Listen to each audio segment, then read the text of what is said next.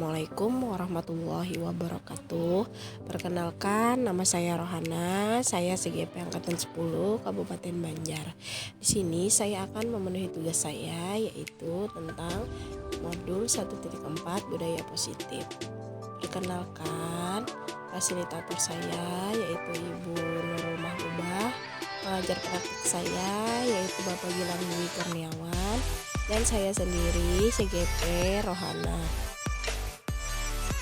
Kesimpulan mengenal peran saya sebagai guru penggerak. Seorang guru yang baik harus memiliki kemampuan dalam mewujudkan budaya positif di sekolah. Budaya positif tersebut dapat dijalankan dengan menerapkan konsep-konsep inti seperti disiplin positif, memahami motivasi perilaku manusia berkaitan dengan hukuman dan penghargaan, posisi kontrol seorang guru, membuat keyakinan sekolah, dan menerapkan segitiga restitusi dalam penyelesaian masalah. Disiplin positif. Disiplin positif merupakan cara penerapan disiplin yang mengajarkan murid bertanggung jawab dan menumbuhkan kesadaran diri berdasarkan nilai-nilai kebajikan. Disiplin positif lebih ke arah disiplin diri yang dapat mengontrol diri dalam melakukan segala tindakan.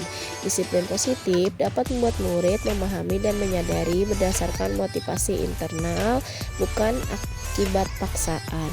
Motivasi perilaku manusia terbagi menjadi 3 bagian. Yang pertama, untuk menghindari ketidaknyamanan atau hukuman. Yang kedua, untuk mendapatkan imbalan atau penghargaan dari orang lain. Yang ketiga, untuk menjadi orang yang mereka inginkan dan menghargai diri sendiri dengan nilai-nilai yang mereka percaya. Hindarilah hukuman dan pemberian penghargaan yang berlebihan untuk meminimalisir motivasi eksternal dalam diri murid.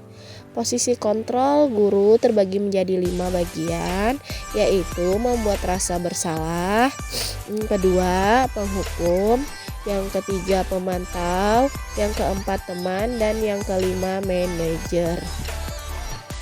Posisi kontrol seorang guru yaitu manajer. Yang pertama, guru berbuat sesuatu bersama murid, mempersilahkan murid, mempertanggungjawabkan perilaku dan mendukung murid agar dapat menemukan solusi atas permasalahannya sendiri. Yang kedua, posisi manajer mengacu pada restitusi yang dapat menjadikan murid sebagai manajer bagi dirinya sendiri sehingga tercipta identitas positif atau berhasil pada diri murid. Keyakinan sekolah atau kelas. Guru berperan dalam mewujudkan terbentuknya keyakinan sekolah atau kelas dengan adanya kesepakatan antar guru dan murid. Keyakinan sekolah atau kelas berupa pernyataan universal yang mudah diingat dan dipahami, harus diterapkan di lingkungan sekolah. Segitiga restitusi dalam penyelesaian masalah. Guru yang berperan sebagai manajer menggunakan segitiga restitusi dalam menyelesaikan masalah melalui 3 tahapan, yaitu menstabilkan identitas, validasi tindakan yang salah, dan menanyakan keyakinan. Tujuannya untuk menghasilkan murid yang mandiri dan bertanggung jawab.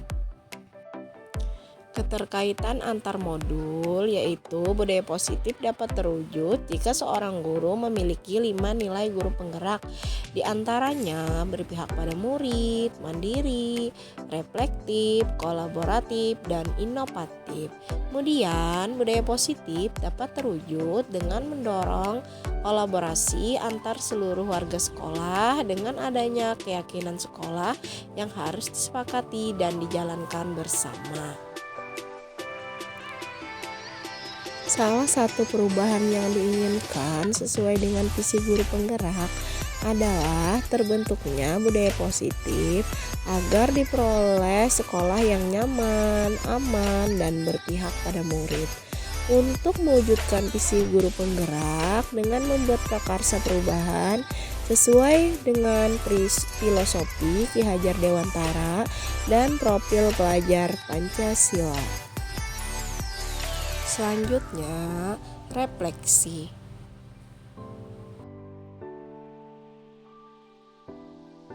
Pertanyaan pertama, sejauh mana pemahaman Anda tentang konsep-konsep inti yang telah Anda pelajari di modul ini, yaitu disiplin positif, teori kontrol, teori motivasi hukuman penghargaan, posisi kontrol guru, kebutuhan dasar manusia, keyakinan kelas, dan segitiga restitusi. Adakah hal-hal yang menarik untuk Anda dan di luar dugaan? Baiklah, kita akan membahas tentang disiplin positif. Disiplin positif merupakan pendekatan mendidik anak untuk melakukan kontrol diri dan pembentukan kepercayaan diri. Kemudian yang kedua, nilai kebajikan. Tujuannya mengacu pada nilai-nilai atau prinsip mulia yang dianut seseorang. Kemudian yang ketiga, posisi kontrol itu terbagi menjadi 5. Yang pertama, pemberi hukuman. Yang kedua, pembuat rasa bersalah. Yang ketiga, teman. Yang keempat, pemantau. Dan yang terakhir, manajer. Keempat, kebutuhan dasar manusia terbagi menjadi 5. Yang pertama, bertahan hidup. Yang kedua, kasih sayang dan rasa diterima. Yang ketiga, penguasaan. Yang keempat, kebebasan. Dan yang kelima, kesenangan. Yang kelima yaitu segitiga restitusi. Ada 3 tahap segitiga restitusi. Yang pertama, menstabilkan identitas. Yang kedua, validasi tindakan yang salah. Yang ketiga, menanyakan keyakinan. Salah satu hal yang menarik bagi saya adalah saat mempelajari motivasi perilaku manusia terkait dengan penghargaan. Saya menyadari ternyata penghargaan memiliki dampak negatif bagi murid. Penghargaan dapat bersifat menghukum. Hal ini merupakan perubahan yang di luar dugaan bagi saya. Selanjutnya, pertanyaan yang kedua yaitu perubahan apa yang terjadi pada cara berpikir Anda dalam menciptakan budaya positif di kelas maupun sekolah dan setelah mempelajari modul ini. Perubahan utama yang saya rasakan dalam cara berpikir saya adalah saya lebih merasa bahwa setiap murid mampu menyelesaikan masalahnya sendiri. Kita sebagai guru berperan dalam mengarahkan dan menuntun mereka untuk menjadi lebih baik. Saya juga merasa lebih bisa mengontrol diri saya dalam ucapan dan perbuatan saya sebagai guru. Kemudian pertanyaan yang ketiga yaitu pengalaman seperti apakah yang pernah Anda alami terkait penerapan konsep-konsep inti dalam modul budaya positif, baik di lingkungan kelas maupun di sekolah Anda. Pengalaman dalam posisi kontrol saya sebagai guru yang selama ini tidak sebagai manajer ketika dalam kelas dan saat ini sedang dalam pembelajaran untuk berubah menjadi manajer bagi murid, serta dalam penerapan segitiga restitusi pada beberapa kasus yang terjadi di sekolah yang sebelumnya saya lebih banyak menaruhkan posisi sebagai pemantau dan penghukum atas perbuatan saya. Sekarang saya lebih bisa berubah menjadi posisi sebagai manajer.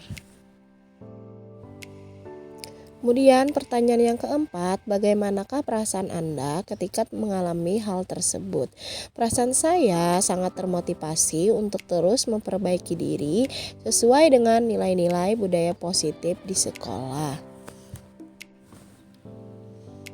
Pertanyaan yang kelima, menurut Anda terkait pengalaman dalam penerapan konsep-konsep tersebut, hal apa sajakah yang sudah baik? Adakah yang harus diperbaiki?